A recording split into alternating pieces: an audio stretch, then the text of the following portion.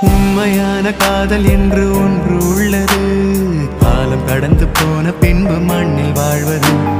காலம் எந்த கைப்பிடிக்குள் மாட்டிக்கொண்டது. காதல் என்னை விட்டு விட்டு எங்கு சென்றது? கடவுள் வந்து பூமி மீது வாழும் போதிலும் காதல் தோல்வியாகும் போது சாக தோன்றிடும். காதலின்றி பூமி மீது வாழ நேர்ந்திடும். கொஞ்ச நேரம் கூட நரகம் போல மாறிடும்.